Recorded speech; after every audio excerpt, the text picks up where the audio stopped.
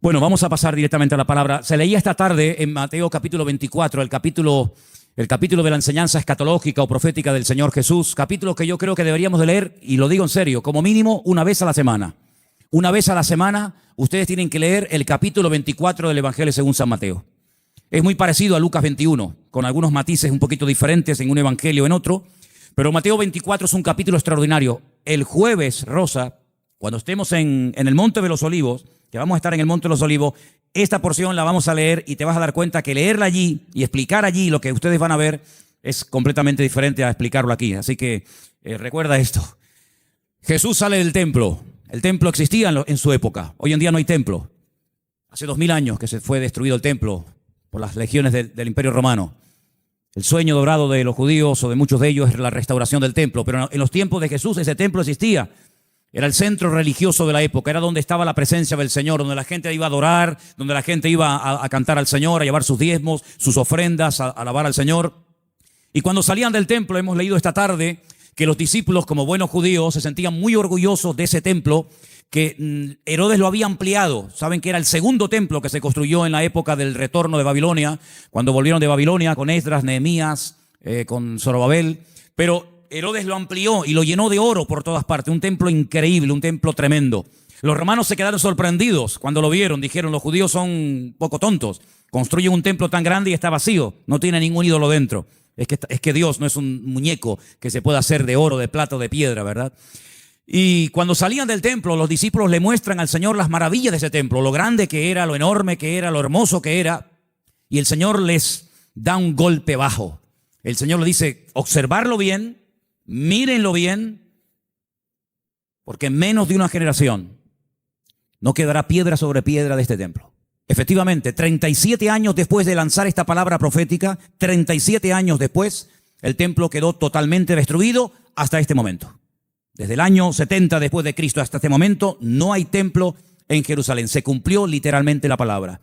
Pero la palabra golpeó tanto el corazón de estos discípulos que ellos salieron del templo, bajaron todo el torrente de Cedrón, lo subieron, se van al Monte de los Olivos y allí dice uno de los evangelios que solamente 4 de los 12 se acercan al Señor y le preguntan aparte, ¿cuándo? ¿Cómo? ¿Cómo va a ocurrir todo esto? ¿Cómo que nuestro templo va a ser destruido? ¿Qué señal habrá? ¿A qué tenemos que observar? ¿Qué tenemos que fijarnos para saber que el tiempo se acerca? Entonces el Señor les da una enseñanza tremenda. Qué importante es preguntar, hermano, de verdad. Si no hubieran preguntado los discípulos al Señor, ¿qué señal habrá de tu venida y del fin del siglo? Nos hubiéramos perdido toda la enseñanza de Mateo 24. Por eso repito, qué importante es preguntar. Pero cuidado, no preguntar a cualquiera. No preguntar a cualquier parte, sino preguntar a la persona que te puede dar la respuesta correcta. Porque una de las señales que el Señor dice en este capítulo, y es algo que yo quiero en esta tarde hablar, es que tenemos que estar preparados porque una de las muchas señales de los últimos tiempos va a ser la proliferación de falsas doctrinas. Dice la Biblia, lo leíamos el jueves, que algunos llegarán hasta escuchar. Dice el Espíritu claramente que en los postreros días algunos apostatarán de la fe y escucharán a espíritus engañadores y ahí da una enseñanza tremenda. Entonces una de las señales de los últimos tiempos es que se enseñarán cosas extrañas. Por eso yo vengo ya semanas hablando y quiero volver otra vez a repetir, no porque no tenga otras cosas que decir, sino porque considero que hay que repetir las cosas que se enseñan y más cuando son de vital importancia. Y es que tenemos que orar y tenemos que estudiar la palabra para que tengamos una fe sana. Una fe sana, término que por cierto aparece en Tito capítulo 2, donde el apóstol Pablo dice, oye, tenemos que tener una sana doctrina, pero también tenemos que tener una fe sana. Cuidado. Hay gente que tiene una fe muy rara, Hay cristianos que cuando los oyes hablar, dice, sí, tiene fe, pero es una fe un tanto rara, un tanto extraña, una fe mística. Yo puse unos ejemplos unas semanas atrás, no sé cuántos de ustedes lo recordarán, cuando algunos discípulos le dijeron al Señor, Señor, no nos quisieron recibir, no nos han dado la bienvenida, ¿tú quieres que oremos para que caiga fuego del cielo y lo destruya? Si dice, alto, ¿qué estáis diciendo? ¿Estáis locos? Tenían fe, pero cuidado, la fe no es para destruir. La fe no es para hacer daño. La fe no es para orar para que caiga fuego del cielo. Dice, ustedes no saben bajo qué espíritu, bajo qué influencia espiritual están ustedes hablando. Que no. El apóstol Pablo, os acordáis, le decía a Timoteo, la fe que ahora tienes es una fe no fingida. Es una fe sincera. Explicaba este término en Italia, sincera, ¿no? O sea que cuando traían los bloques de mármol, los mármol de Carrara, y comenzaban a construir los templos, las catedrales y los edificios, algunos de esos bloques de mármol venían con imperfecciones, venían con agujeritos. Y claro, se veía feo. Cuando es un bloque no, pero cuando son tantos, entonces los rellenaban con cera. Y parecía como que no había ningún defecto. Pero cuando daba el sol con fuerza contra aquellos bloques, se derretía la cera y se veía horrible, horrible. Decían, manden bloques sin cera, manden bloques sin cera, para que después cuando salga el sol no se quede esto de una forma tan fea y de tan mal aspecto, ¿no? Entonces el apóstol Pablo decía a Timoteo, la fe que tienes no es una fe fingida, no es una fe de máscara, como dice otras versiones, es una fe que primeramente habitó en tu abuela Loida y después la tuvo tu madre, Eunice, y ahora la tienes tú. Entonces tenemos que preguntarnos de vez en cuando en qué estamos basando nuestra fe, en emociones, en sentimientos, en sueños, en experiencias o en la palabra de Dios. Yo me quedo sorprendido, muy sorprendido, porque de toda la vida hemos sido conocidos como el pueblo del libro. El pueblo del libro. Yo me acuerdo que un sacerdote en el huerto de Getsemaní, que es un sacerdote sevillano, cuando me vio con la Biblia debajo del brazo me dice, tú eres de los evangélicos, ¿no? Porque ustedes siempre están con la Biblia en la mano. A mí me echó un piropo tremendo. Si pensaba que me iba a ofender, es todo lo contrario. Efectivamente, hemos sido conocidos y hay de nosotros que nos dejen de conocer por dejar de utilizar el libro, las Sagradas Escrituras, ¿verdad? Pero hay un desapego últimamente tremendo. Claro, se ha metido la gente en el mundo del internet y se ha metido en los cultos a distancia y se ha metido por aquí y por allá, que han entrado en las iglesias cosas pero muy, muy raras, muy extrañas. El jueves les conté algunas cosas que he visto ahora. He visto allí en Milán, donde he estado ahora mismo. Creyentes que están asustados, creyentes que si la maldición, que si, pero vamos a ver, hermanos, pero dice la Biblia que somos más que vencedores, que mayor es el que está en nosotros que el que viene contra nosotros. Creyentes que solamente desde que yo conocí ahora un matrimonio de hermanos de Ecuador que llevaban más de 10 años en esa congregación y dice, hermano, nos ha impactado mucho como usted palabra. Y le digo, bueno, es que yo predico de la palabra. Y dice, es que yo hace años que no escucho un mensaje de la palabra. Digo, bueno, ¿y usted qué escucha entonces? Pues dinero, pide, y dame. Digo, pero eso no es evangelio. Eso no es el evangelio. Yo no sé de dónde se han sacado esas enseñanzas. Hay predicadores que solamente tienen un tema monográfico, solamente saben pedir y no hablan de Cristo, no hablan del amor, no hablan del infierno, no hablan de la ira de Dios, no hablan del cielo, no hablan de la salvación. No, solamente tienen una obsesión y claro, prosperan, pero ellos, los demás no, solamente prosperan ellos. Y se autofinancian con su don y se pegan la gran vida asustando y manipulando y tergiversando la escritura. Y esto hay que denunciarlo. Ya está bien de hacer el tonto, ya está bien de decir, bueno, es que son siervos de Dios. No son siervos de Dios. Ellos se llaman siervos de Dios, pero la mayoría de ellos utilizan el púlpito para pegarse la gran vida y lo último que hacen es predicar la palabra, cosa que deberían de haber hecho siempre toda su vida. Y una de las cosas que tenemos que tener bien claro en los últimos tiempos es que van a proliferar falsas enseñanzas y falsas doctrinas. Y los sobreénfasis, qué peligrosos son los sobreénfasis, hermano. Déjeme que me explique. Tenemos que predicar todo el consejo de Dios. ¿Cuántos dicen amén? Toda la palabra de Dios. No podemos estar todos los días comiendo espagueti por la mañana, espagueti por la noche, Pero hermano, está bien, a mí me gusta la pasta, pero de 365 días comiendo lo mismo, pues cuánta gente, hermanos, solamente saben un tema y lo sacan de ese tema y no saben nada. Que si el dinero, que si las profecías, ¿sabe cuánta gente, hermano, van a las congregaciones para que alguien ore por usted y le den una palabra y le den una profecía? Mire, me leí hace unos días la biografía de la señora White. Madre mía, pero es un disparate. Una señora que dice que llegó a tener 2000 visiones y sueños proféticos. 2000. Y cuando murió, dejó más de 70 libros. Los disparates que esa señora enseñó. Claro, le dan un sobreénfasis ¿a qué? Al día de reposo. Sí, pero es que espérate un momento, es que la Biblia no solamente al día de reposo. Hay otras muchas cosas. Si te crees que porque guardas esto y no cumples con todo lo demás, te vas a salvar, te equivocas, amigo. Es como las iglesias que están todo el día hablan lengua, y venga a hablar en lengua, y venga lengua, y venga profecía, y venga a hablar en lengua. Pero hijo, vamos a ver. El apóstol Pablo decía, y si alguien entra en una iglesia y ve a todo el mundo hablando en lengua, ¿qué van a decir? A ver, dígalo usted. ¿Usted qué diría? ¿Que están locos? ¿Pero cuántas iglesias son así? ¿Cuántas iglesias son así que parecen locos? Yo fui hace muchos años a una congregación en Las Palmas y bueno, yo estaba predicando y en medio de la predicación se levantaba la gente, se caían allá al suelo y empezaban a gritar y a revolcarse y yo decía, ¿qué le pasa a esta gente? Entonces yo miré al pastor que estaba allí y le digo, ¿qué le pasa? Dice, no, es el poder de Dios. Digo, ¿cómo es el poder de Dios? Pues si está haciendo el perro. Estaba haciendo el perro. Y el otro en la esquina poniendo un huevo. Digo, ¿pero qué poder de Dios? La Biblia dice en Romanos 12 que el Señor es nuestro culto racional. Por favor, que parece, damos una imagen, nosotros no, gracias a Dios, pero ¿cuántas iglesias dan una imagen al mundo de que son locos? Y ya está bien, hermano, de callarnos. Y ya está bien de decir, bueno, son así. No, son barbaridades que avergüenzan al evangelio. Y tenemos que denunciarlo porque el que sabe hacer lo bueno y no lo hace es copartícipe con eso. No les contaba el jueves que acabo de conocer ahora a un pastor en Milán que se tira en la plataforma cuando llega el momento de la ofrenda y le dice a la gente que lo tienen que tapar con dinero. ¿Pero cómo? Sí. Él dice, no, mira, aquí todavía se me ve algo de tela, tienen que tapármelo. Increíble. Un pastor que la congregación un día le regaló un coche, cogieron una ofrenda en la congregación, le regalan un coche al pastor y a los 2 días se sube al púlpito y dice, hermano, Dios me ha dicho, mentira, Dios no dijo nada, eso es falso. Pero él dice, Dios me ha dicho que este no era el coche que ustedes tenían que regalarme, era uno más grande y superior. Y la gente tan tonta va, lo cambian y le compra uno más grande. Y yo le decía, pero ¿ustedes qué hacen allá adentro? ¿Por qué no se salen corriendo? Eso no es iglesia, eso no es nada, eso es un circo. Eso es una vergüenza para el evangelio. Es que tenemos miedo. Porque nos ha dicho que si nos vamos se nos va el espíritu y si nos va la bendición. Digo, hágame el favor. Oye, que a mí nunca me ha tocado la breva de caer en una iglesia de estas, ¿eh?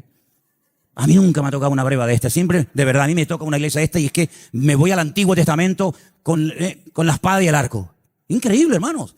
Entonces tenemos que retornar a la palabra. La palabra de Dios es nuestra base. No podemos entrar en locuras, en disparates. Todo lo que usted pueda pensar, soñar, sentir o lo que sea, si no va de acuerdo 100% con la palabra, no es de Dios. La palabra de Dios es la base, es el fundamento de nuestra fe. Y no necesitamos nada más que la palabra y nuestra experiencia, nuestra relación con el Señor. Yo creo que algunas personas no han terminado de descubrir lo que significa enamorarse del Señor y enamorarse de la palabra. Por eso buscan fuera, porque cuando un hombre está enamorado de su mujer no tiene que buscar otra. Y cuando una mujer está enamorada de su marido no se le van los ojos detrás de otro. Cuando usted está enamorado de Cristo no le tienta nada ni nadie, porque usted sabe en quién ha creído. Y a mí me da la impresión de que hay mucha gente hoy en día en las iglesias que son religiosos, pero no han nacido de nuevo, porque la persona que nace de nuevo no hace estas barbaridades, porque ofende al Señor. O no conocemos la historia de este joven llamado José, un hombre que nunca fue a un culto. José nunca fue a ningún culto. José nunca leyó la Biblia. Pero José un día tuvo un momento en el que fue tentado y él dijo, yo no puedo hacer esto porque pecaré contra mi Dios. Y uno dice, pero ¿cómo sabía este hombre que eso era pecado? Porque él tenía comunión con el Señor. Y cuando una persona tiene comunión con el Señor y conoce al Señor, sabe lo que le agrada y lo que no le agrada al Señor, aunque no lo hayas leído. Porque el Espíritu Santo que mora en ti te da testimonio de que eso es o no es la voluntad del Señor. ¿Cuántos dicen amén? Entonces hay que retornar a la Biblia, hermanos.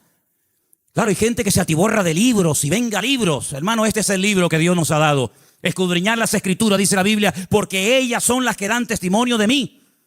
Y mire, hermano, yo antes de irme para Italia les comentaba de aquellos 10 leprosos, ¿acordáis? Aquellos 10 hombres que bajaron de las montañas porque tenían fe. Pero momento. Yo les dije a ustedes y espero que no hayan olvidado esa enseñanza, porque para mí es de vital importancia. Ellos tenían fe, por eso bajaron de la montaña.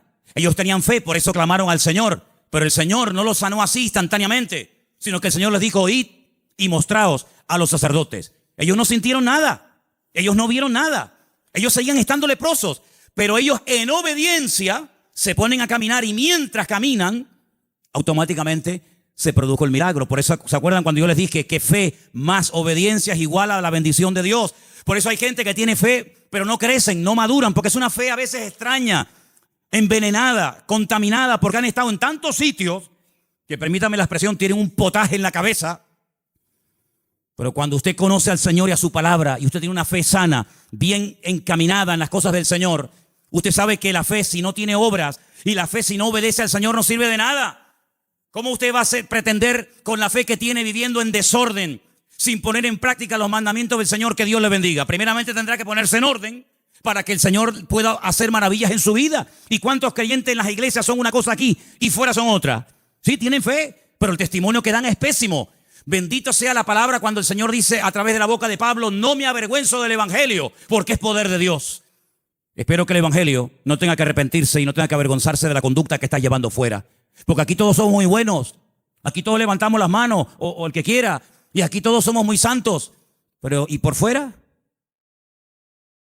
Porque a mí de qué me sirve que vengas aquí, gloria a Dios y aleluya, si luego en la calle eres un desorden y vives en pecado, estás viviendo en adulterio, estás viviendo en fornicación, tienes un mal testimonio en la familia. No, si tienes que plantearte tu relación con Dios. ¿A qué vienes aquí? ¿A cambiar o a qué? ¿A fichar como en un trabajo? No, fui al culto. Sí, fui al culto porque te entró por aquí y te salió por allí porque no ha habido cambios en tu vida. Esta es una iglesia donde queremos que la gente venga, gloria a Dios, sí, pero que vengan a cambiar. Y que sepan que aquí no vamos a estar con tontería ni con experiencias extrasensoriales, sino que aquí te vamos a llevar a la palabra. Y la palabra te va a hablar y el Espíritu va a hablar a tu corazón. Y en cuanto veamos cosas extrañas que no son de Dios, pues te las tendremos que decir. Claro, algunos esta cosa no lo entienden y dicen, no, es que aquí no hay amor. Bueno, si usted entiende el amor, que le vamos a decir lo que usted quiere oír, evidentemente aquí no lo va a encontrar. Aquí le vamos a decir lo que dice la palabra. Y los que estamos, los que vienen, se adaptan a lo que hay. Y si no, pues que el Señor le bendiga y que le lleve a otra iglesia.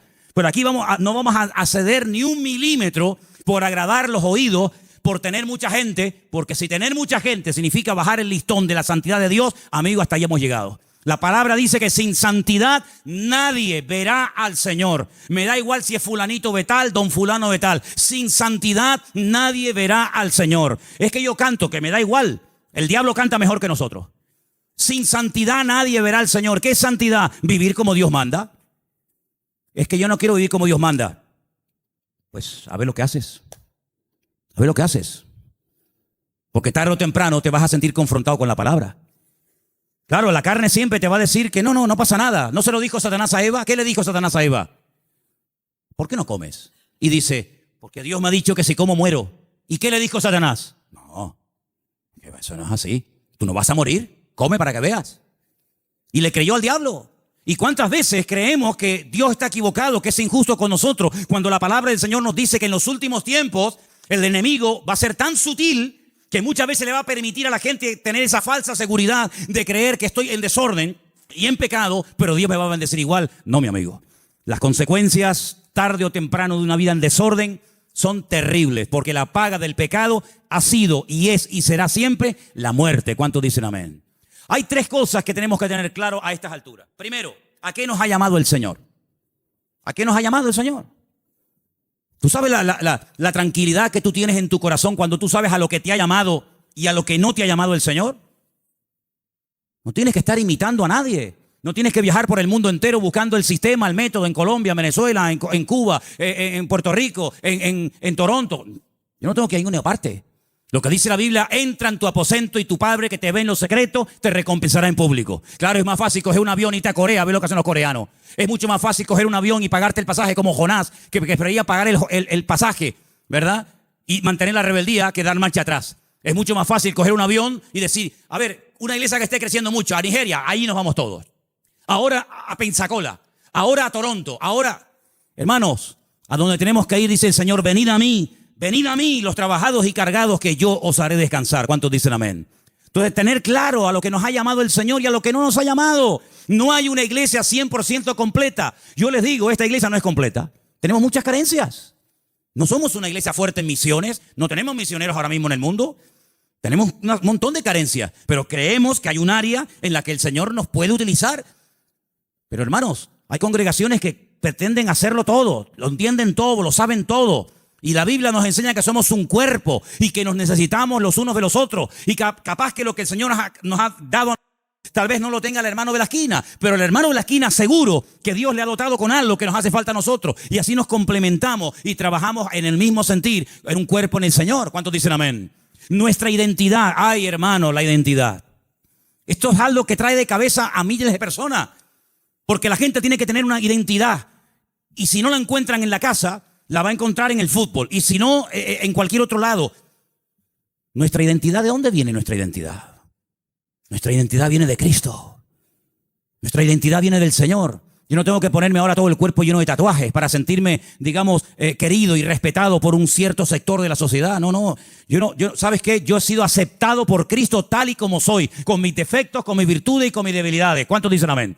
Ahora, si usted tiene complejos, si usted no se termina de aceptar a sí mismo, pues usted no va a crecer y usted no va a madurar hasta que tú no le des gracias a Dios por el cuerpo que tienes y le digas gracias, Señor, porque tú me hiciste así. Usted no va a poder disfrutar de la vida. Su identidad tiene que venir de la fuente. ¿Y cuál es la fuente de la que bebemos? Nuestro Señor Jesucristo. Eso nos ayuda a descubrir nuestras limitaciones. Eso nos ayuda a saber lo que tenemos y lo que no tenemos. ¿Han oído el pasaje del libro de los Hechos cuando dice la Biblia que a la hora de la oración subían Pedro y Juan al templo a orar y dice que había ahí un mendigo que les pidió limosna? Lo conocéis, ¿verdad? Conocido. ¿Qué le dijo Pedro al paralítico? No tengo. ¿Qué? Fíjate tú, un hombre que con la sombra sanaba a los enfermos. Un hombre que oró por muertos y los resucitó. Un hombre que caminó por encima de las aguas. Un hombre que un día fue a pescar, le abrió la boca al pez y sacó una moneda dentro. ¿Te imaginas que nos pase eso a nosotros? Un hombre que vio milagros del Señor y dice, no tengo ni plata ni oro. ¿Tú te imaginas que ese hombre fuera un predicador hoy en día? ¿Sería multimillonario? Si muchos son unos mequetrefes que no saben ni hablar en público y viven a cuerpo de rey, tú imagínate un predicador hoy en día que tuviera el currículum que tenía Pedro. Sería algo increíble. Pedro dijo, no tengo ni plata ni oro, pero tengo algo que ni con todo el oro del mundo puedes comprar. Y le dijo al hombre con toda la autoridad, porque sabía lo que tenía. Porque cuando uno sabe lo que tiene, se mueve con autoridad. Y cuando no sabes que tienes eso, pues mejor estate quieto. En el nombre de Jesucristo, levántate y camina. Y el Señor hizo un milagro tremendo. Entonces las iglesias, los creyentes hoy en día, tenemos que saber a lo que Dios nos ha llamado. Tenemos que saber lo que tenemos y lo que no tenemos. Y darle gracias al Señor, porque Dios con nosotros ha sido tremendamente fiel. Y a unos le da 30, a otros le da 60, a otros le da 100. Y cada uno tiene que saber moverse en el área donde Dios lo ha puesto. ¿Cuántos dicen amén? Pero no escondas, como decía Pierre hace un rato, no escondas el talento bajo tierra. Porque hay gente que a lo mejor tiene un talento, pero no lo usan. Y yo conozco muchos creyentes que no están usando lo que Dios les ha dado. No lo están usando. Están más preocupados en conseguir un buen trabajo que en servir a Dios. Están más preocupados en pagar lo que deben que decir, Señor, yo todavía no sé el don que tengo. Si yo me pusiera a preguntarle a muchos creyentes hoy en día, ¿cuál es el don que Dios le dio a usted? ¿Cuál es el don que Dios le dio a usted? Muchos dirían, no lo sé. Y llevan toda la vida en la iglesia. Entonces, en estos años, ¿qué has hecho? Porque si no sabes a lo que Dios te ha llamado, si no sabes cuál es el don que tienes, la pregunta es, ¿usted qué ha hecho en los 10 años que lleva en el culto? ¿Qué es lo que usted ha hecho? Queridos hermanos, es el tiempo de que le preguntemos honestamente al Señor, y está el año a punto de terminar, Señor, ¿en qué área tú quieres utilizar mi vida? Porque el Señor tiene grandes sorpresas para todos y para cada uno de nosotros. ¿Cuántos dicen amén? Ahora, hermano, escúcheme una cosa. Dios quiere que crezcamos en todas las áreas. Como dije antes, el sobreenfatizar algo, el crecer demasiado en un área, olvidándonos de otras, lo que produce son monstruos. Hay gente que le da un énfasis tremendo a la oración. Y claro, la oración es muy importante, hay que orar, claro que sí. Pero no tienen ni papa, no tienen ni idea de la Biblia. Por otra parte, hay gente que está todo el día con la Biblia, leyendo, memorizando y estudiando, pero nunca oran. Luego, tenemos que crecer con un equilibrio, de tal manera que no seamos como un monstruo que crece mucho en un área, pero nada en otro área. Y tenemos que dedicarle tiempo al Señor a decir, Señor, yo quiero crecer espíritu, alma y cuerpo, como dice la palabra. ¿Cuál fue el último libro que leíste? Sin contar la Biblia. ¿Cuál fue el último libro que leíste? Hay cristianos que no leen nada. Hay cristianos que no leen nunca nada. ¿Cómo van ustedes a contactar y cómo van ustedes a evangelizar y cómo van ustedes a dialogar con personas del mundo que no leen la Biblia, sino que leen y están preocupados con otras cosas? Si tú no estás puesto en lo que el mundo habla y comenta, ¿cómo vamos a alcanzarlo si no sabe ni por dónde empieza una conversación, ni por dónde termina? Hay gente que no trabaja, ni estudia, ni hacen nada. Y son las víctimas y son las personas más propensas a caer en desánimo, en depresión y en pecado. Una vez leí un refrán, no es bíblico, pero decía algo así como, Satanás busca a una persona desocupada para darle una ocupación. Grandes hombres de Dios a lo largo de la historia no cayeron en el campo de batalla mientras servían al Señor. Grandes personajes de la historia no cayeron cuando estaban activos sirviendo al Señor, sino en tiempos de ociosidad, cuando se aburrían, cuando no tenían otra cosa que hacer, porque para pecar hace falta tener tiempo. Por lo tanto, no desperdicien el tiempo, hermano. Pídanle al Señor, Señor, ayúdame a utilizar el tiempo. Si tienes tiempo libre, ponte a orar, congrégate, busca un buen libro para estudiar, para servir al Señor, para prepararte, pero no estés todo el santo día sin hacer nada, porque eso tarde o temprano se va a volver en tu contra y te va a crear grandes problemas. Quiero también comentar algo que para mí es de vital importancia. Hay gente que por la timidez, por el temor, por el miedo al qué dirán, no terminan nunca de dar el paso. Y déjame que te diga que hay una mujer en la Biblia que tenía un tesoro increíble.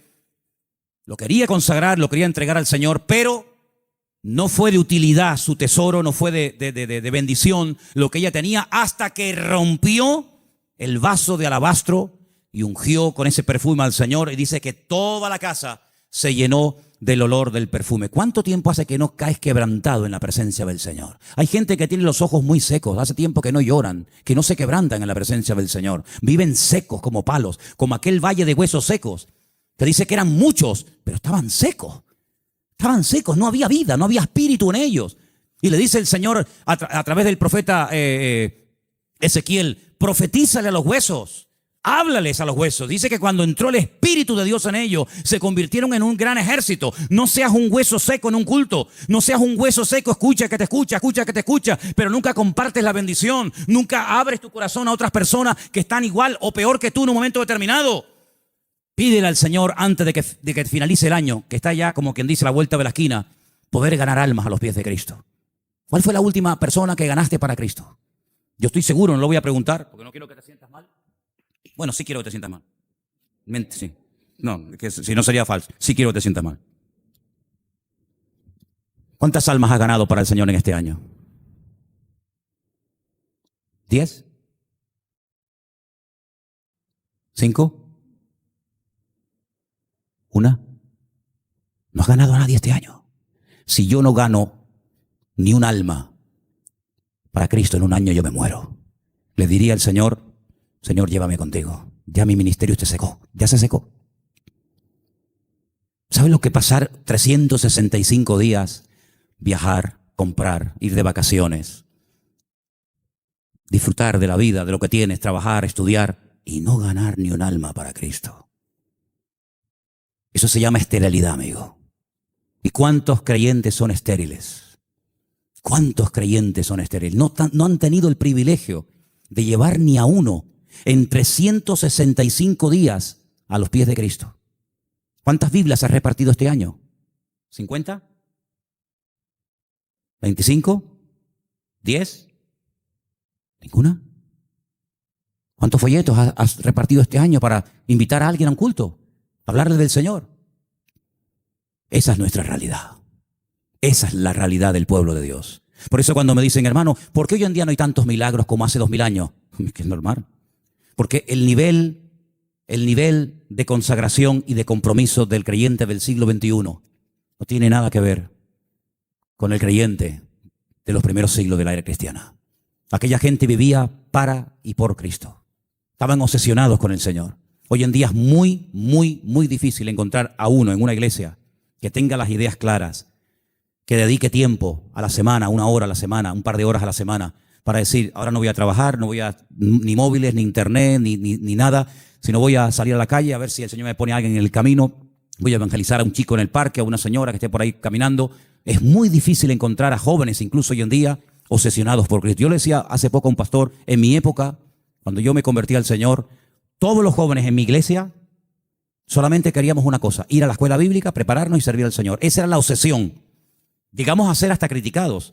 Algunos de la congregación decían, pero ¿ahora qué pasa? ¿Que todo el mundo se quiere ir al seminario y prepararse para servir al Señor? Hasta recibimos crítica en aquellos tiempos. Y en aquellos años surgieron un montón de pastores que hasta el día de hoy, son los que están. Pero pastores que ya tenemos 50 y pico años largos, porque te hablo hace ya 30 y tantos años atrás. Bueno, pues 35 años han pasado desde que yo estoy sirviendo al Señor y yo no he visto que ese deseo de servir al Señor a tiempo completo, como misionero, como pastor, como evangelista, como lo que sea, se ha ido diluyendo, se ha ido perdiendo. Y tú puedes observar hoy en día en los púlpitos que los pastores pues ya tienen de 50 años para arriba, si no más. Dime qué pastor hay, nómbrame 10 pastores en Tenerife que tengan 21 años como yo fui el primer pastor. Bueno, yo fui pastor con 19, pero dime 5 pastores en Tenerife que tengan 20 años y que sean pastores en este momento con 20 años. Ni uno. En mi época todos teníamos esa edad. Empezamos con 19, 20, 21 años hasta ahora. Tenemos que recuperar tantas y tantas cosas. En mi época no había la mayoría de las cosas que hay hoy en día. En mi época no había WhatsApp, no había internet, no había páginas web. Los cultos eran muy sencillitos, eran muy normales, no había tanta parafernalia de sonido. Parece que hoy en día la puesta en escena tiene que tener esto y aquello, porque parece que si no, el culto como que no fluye. En aquella época una guitarra española, pum, a la calle, encima de un banco, orábamos, venía la gente, estaba el Señor, una sencillez tremenda. Eso tenemos que volver a recuperarlo, porque nosotros estamos en este mundo, ¿para qué? ¿Para qué estás tú en este mundo? Y dime, ¿para qué estás? Para llegar a una edad y decir, bueno, Yo ya tengo mi casita, mis mueblecitos, mi paguita. Qué vida tan triste, perdóname. Qué vida tan triste. Estar esperando a yo jubilarme, estar ahí esperando la muerte. Este verano, cuando hice a un pueblo, había 3 personas en el pueblo. 3 personas en un pueblo, allí arriba, en los cañones del Sil, en Galicia.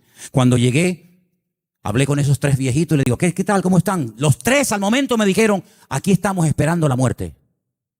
Digo, ostras. Yo déjame dar un paso atrás, no sea que me pase a mí algo también. Dice, los jóvenes se han ido todos. Los jóvenes del pueblo se fueron. Y aquí estamos esperando a la muerte. Digo, madre mía, pero qué futuro de vida. Que le puede venir dentro de 6 meses, dentro de un año, dentro de yo qué sé cuánto. ¿Y tú qué estás esperando?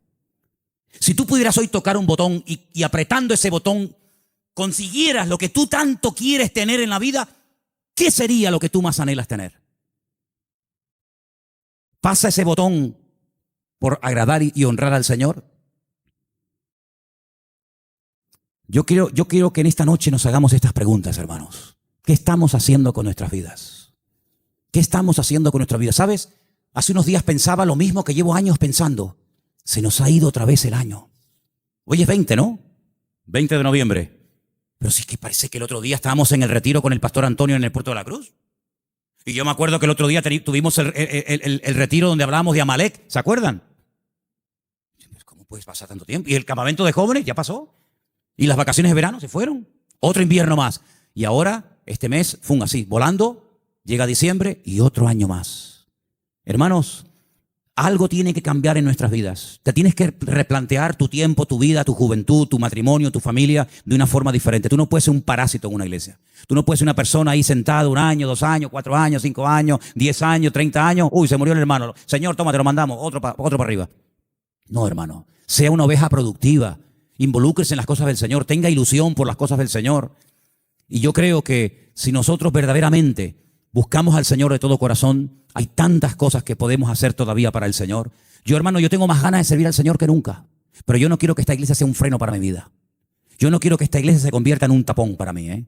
Yo tengo mucho más visión que estar aquí. Y yo estoy plenamente convencido de que el mundo, no Tenerife, el mundo nos está esperando. Y el Señor tiene gente aquí que puede utilizar de una forma tremenda. Pero somos nosotros los que tenemos que decir, Señor, cuenta conmigo. Porque quiero terminar diciendo algo. La noche que el Señor Jesucristo sabía que iba a ser entregado, dijo algo tremendo. Dijo, Padre, pasa de mí esta copa. Mas no se haga mi voluntad, sino la tuya. ¿Y saben cuál era la voluntad del Padre en ese momento? Que lo mataran. Es increíble. El año que viene va a ser un año muy interesante. Créame, va a ser un año tan interesante. Porque ya empezaron los dolores de parto, pero los dolores de parto no duran siempre. No, hermana, yo no entiendo mucho de esto, yo nunca he parido, ¿no? Pero más o menos hablo de la teoría. Los dolores de parto están ahí, pero llega un momento que se acabó el dolor, nace el chiquillo y ya está. Bien. Llevamos años con dolores de parto. Europa ya lleva años en dolores de parto. España ni te cuento. España yo creo que le van a tener que hacer una cesárea dentro de poco. Porque no hay forma de que salga el chiquillo, ¿vale?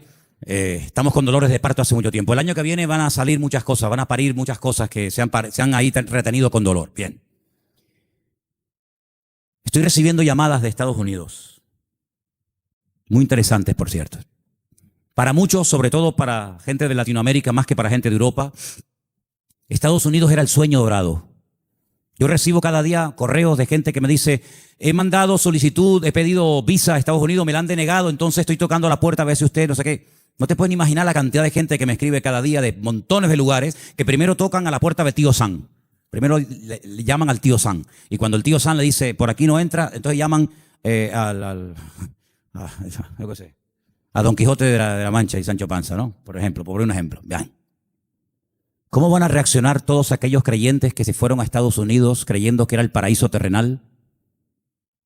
Cuando el señor Trump les diga, usted, y usted, y usted, fuera de aquí. Ay, amigo. A mí se me han abierto muchísimas puertas en Estados Unidos. Me he negado rotundamente a ir. Porque mi confianza y mi refugio no está en América. Mi refugio está en Dios. Ahí está mi confianza. Y el libro de Proverbios dice, más vale bocado seco y en paz. ¿Eso qué? Un cacho de pan, pero con la bendición de Dios. ¿Se puede tener un trozo de pan con la bendición de Dios? Sí, claro. ¿Y se puede tener abundancia sin la bendición de Dios? Tan claro, por supuesto. ¿Qué te crees? ¿Que toda abundancia viene del cielo? Ay, amigo. La bendición que es solamente tener, o la bendición pasa por ser? Cuidado con eso. ¿Cómo van a reaccionar tantos y tantos que se fueron a América creyendo que aquello era el paraíso terrenal, que ya por fin el sueño dorado se había cumplido y que ahora le digan, vuélvanse a su tierra? Ay, amigo, ha llegado el momento, hermanos, si no lo veis, lo vais a terminar viendo y entendiendo. Ha llegado el momento que todos los creyentes del mundo, en el único en el que nos vamos a poder refugiar, como siempre ha tenido que ser así, pero parece que se ha olvidado, es en el Señor nuestro Dios. Él es nuestro pronto auxilio en las tribulaciones.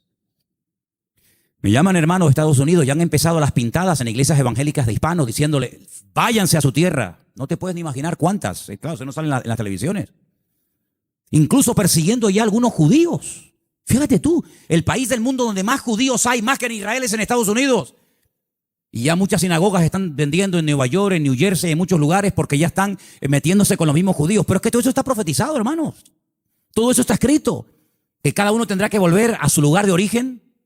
Y allí el Señor va a entrar en juicio con cada uno de nosotros. Así que el único escondedero, el único refugio va a estar en nuestro Dios. Nuestro refugio es el Señor Dios Todopoderoso. No es un país, no es una nación. Mire, si usted consigue aquí el mejor trabajo del mundo y gana miles de euros, pero usted no tiene la bendición de Dios sobre su vida, lo que usted tiene se va a volver en su contra. Porque he conocido a muchas personas que lo que buscan es una salida económica, un bienestar material, pero usted lo que tiene que buscar es la voluntad de Dios. Porque teniendo la voluntad del Señor, estemos donde estemos, el Señor está a nuestro lado. Ahora, si usted cree que el Dios de Estados Unidos es más grande que el de Garcilaso de la Vega, coja el pasaje y váyase mañana sin falta. Pero el Dios de allá es el Dios de acá y es el Dios en todas partes. Y Él es galardonador de los que le buscan. Nuestra confianza no está en los países, no está en los gobiernos. Nuestra confianza está única y exclusivamente en nuestro Dios. En el Dios que nunca nos ha fallado. El Dios que ha dicho, estaré contigo todos los días hasta el fin del mundo. Y el Dios que nos va a enseñar a vivir por fe. Nos va a enseñar a vivir por fe. Ya nos está enseñando hace años el Señor, por lo menos a nosotros, a vivir y depender solamente por fe del Señor. Porque yo creo que esa es la vida que el Señor tiene diseñada para todos y para cada uno de nosotros. Ahora, si usted quiere ser un señorito en el reino de Dios, amigo, si tú quieres ser un señorito, y no remangarte nunca las manos y poner tu mano en el arado y servir al Señor, hermanos, las lecciones se aprenden por las buenas o se aprenden por la humillación. Y yo creo que el Señor hace mucho tiempo nos está hablando a todos y a cada uno de nosotros. No se afanen tanto, no se afanen tanto. Inviertan más tiempo en la oración, inviertan más tiempo estudiando la palabra. Hay algunos de ustedes que no tienen tiempo ni para orar. Algunos me han dicho en alguna ocasión, ay, es que yo voy a la cama tan rendido que hago, Señor, bendito sea tu nombre. Amén. No, duermen en paz, la verdad es que duermen en paz, pero hermano querido, busque a Dios, busque a Dios. Hay mucho camino por recorrer, muchas cosas por hacer. Usted no puede dedicar más tiempo a lo material que a lo espiritual. Por favor, estamos invirtiendo el orden. Si usted dedica más tiempo a lo material que a lo espiritual, aquí está fallando algo. Yo creo que el Señor nos está llevando a un punto y el año que viene va a ser un año muy, muy importante en la historia de la iglesia, en todas partes del mundo, y el Señor nos está llevando a un compromiso, a una entrega, a una seriedad. Muchos no aguantarán la prueba, yo también se lo digo de paso. Hay algunos que están aquí que el año que viene no podrán estar más. Porque no aguantarán la prueba, porque la Biblia nos enseña que los últimos tiempos van a ser tiempos peligrosos, tiempos difíciles. Pero si usted aguanta y se agarra al Señor, el Señor le va a bendecir. Y usted va a ver la gloria del Señor en su vida. Pero no busque salidas fáciles. Busque al Señor y lo que el Señor le diga, ni más ni menos, es lo que usted tiene que hacer. ¿Cuántos dicen amén? Vamos a orar, hermanos, por favor. Cierre sus ojos ahí donde está. Plantéese esto seriamente, por favor. Plantéese esto seriamente delante del Señor. ¿Qué estoy haciendo con mi vida? ¿Qué estoy haciendo con la vida de mi familia? ¿A dónde los estoy llevando? ¿A qué se están dedicando? ¿Cuáles son las prioridades, los objetivos, las metas en nuestra casa? Tener, trabajar, comprar, trabajar. Hermanos, que somos hijos de Dios, que no somos gente del mundo como los gentiles, que dice que se afanan y pelean por esas cosas. Dice la Biblia que nuestra búsqueda tiene que ser diferente. Que el Señor nos indica que tenemos que buscar primeramente el reino de Dios y su justicia. Y muchas de las cosas que vendrán por añadidura, dice la Biblia. Créame, vendrán. Claro, hay gente que nunca ha visto que le vienen por la añadidura porque no buscas el reino de Dios. Entonces, como no buscas, tienes que buscar tú la añadidura. Pero ha llegado el momento en el que el Señor nos está mostrando que tenemos que doblar la guardia, que vienen tiempos difíciles. Hermanos, les digo algo, se lo dije el jueves con todo respeto. Dele gracias a Dios por la enseñanza que usted ha recibido en estos años, porque hay tantas barbaridades, tantas locuras que se están enseñando desde los púlpitos llamadas iglesias evangélicas, que uno se cae de espalda, hermano. Uno siente hasta vergüenza ajena de las falsas doctrinas, de matrimonios destruidos, de pastores bueno, hermano, de verdad, mire, esto daría horas. Vamos a pedirle al Señor, Señor, danos ese amor por ti, por tu palabra. Volvamos al libro, volvamos a las Sagradas Escrituras. Señor, en esta noche queremos pedirte que tú nos ayudes a esforzarnos más por tu reino, a no estar tan afanados, tan estresados, tan preocupados por lo material, Señor. Señor, tú nos has enseñado un modelo de vida diferente. Tú nos has enseñado a depender de ti. Tú nos has enseñado, Señor, a creer en tus promesas, en tu bendita palabra. Y yo te pido, Señor, en el nombre bendito de Jesús, que nos ayudes a aprender las cosas de buena manera, a ser adoradores en espíritu y en verdad, a ser estudiantes serios de tu palabra, Dios mío, que no nos atraigan las cosas de este mundo. Señor, que podamos marcar una diferencia en este mundo enfermo que te ha dado la espalda hace tanto, tanto tiempo, Señor. Levanta jóvenes de esta iglesia con pasión, con fuego, por las almas perdidas, Señor, verdaderamente a familias enteras que decidan servirte. Familias enteras, que la prioridad en su vida sea buscarte a ti por encima de todas las demás cosas. Quita de nosotros el afán, Señor, el miedo al futuro, el miedo a lo que va a pasar, Señor.